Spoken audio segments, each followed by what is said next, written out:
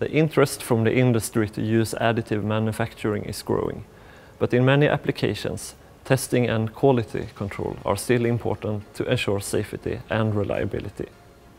By using non-destructive testing and evaluation, components can be inspected and controlled without introducing any permanent damage.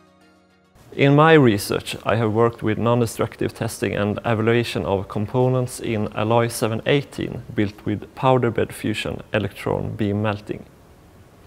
Two non-destructive methods have been used in the work: ultrasonic testing and resonance testing.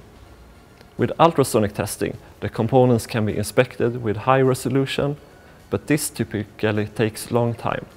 On the other hand, with resonance testing, the components can be inspected faster, but with lower resolution.